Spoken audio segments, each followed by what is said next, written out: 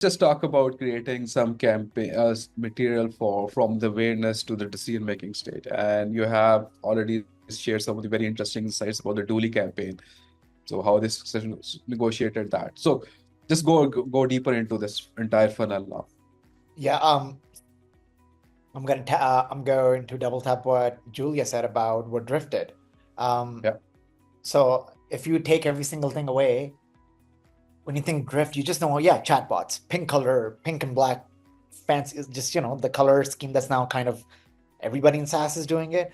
And when you think of a drift, you just know exactly what they did, right? There's another company, when you think about their name, you just know exactly what they did and how they did it. Gong. Gong Soul Sales Tech, right? You know exactly what Gong does, but whenever you think about Gong, what other thing comes to mind? It's their internal influencers that they build, the Sarah Braziers of the Mhm. world, the Devin Reeds of the world, right? There's just a few things synonymous with as soon as you think of Gong, that comes to your mind.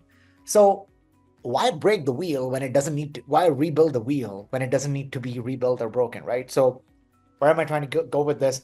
I worked at a company called Dooley, which is sales tech. Um, and in my first week, my boss, as my VP of sales, Michelle Pete, she actually came from Drift. I asked her, I was like, Michelle, what's my target? She said 10,000 trial signups. I was like, wait, hold on. We're a PLG company, 10,000 signups. I'm like, give me a number. I'm like, give me a pipeline number. She said, no, 10,000 signups. I go to marketing. I'm like, how do we figure this out? How do we get 10,000 signups? And this is the age old sales and marketing alignment issue. Our head of marketing was a Saad, she does not want 10,000 signups. She wants us to find a way to drive enough traffic to the website that converts to 10,000 signups. Okay, how do we solve for the traffic on the website?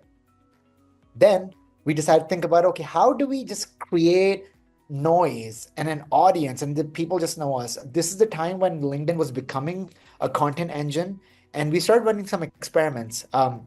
We first came up with the idea that we changed how we think about gating content.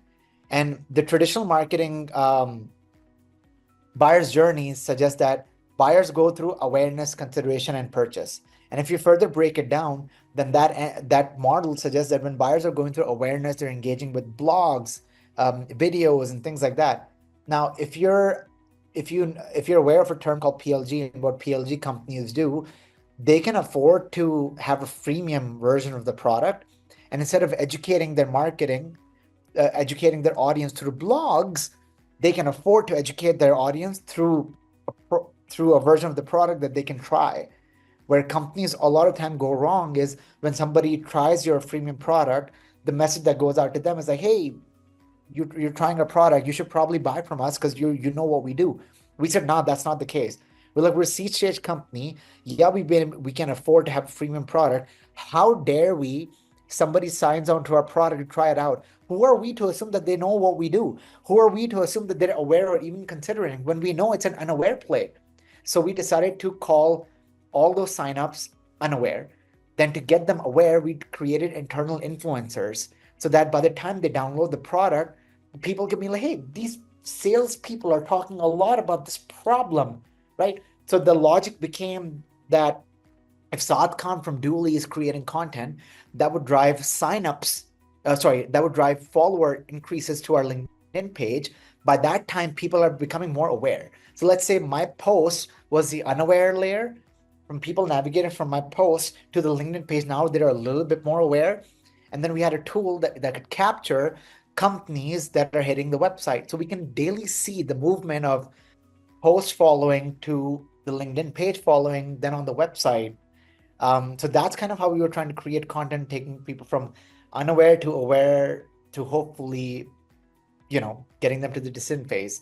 Um, and then just partnering with other organizations who tie together marketing um, to create more of a brand noise. And it literally came to a point where people started asking us, we would reach out to people, cold call them or DM them on LinkedIn, and they'd be like, excuse my language, they'd be like, Saad, we see Dooley all the time.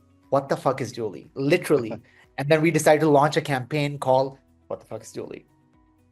And just that started to create the noise that, hey, we see you guys all the time. Who are you? Why do we see you everywhere? So again, tying it back all to the start, How can a 20 people company leave a footprint of maybe 100 people, gain the trust that they might be bigger than what they might be?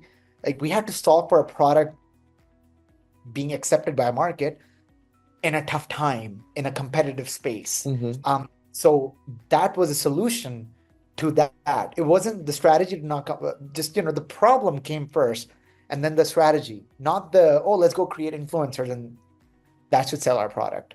Sorry, that was a Okay. bit of a yap session. I hope that made sense.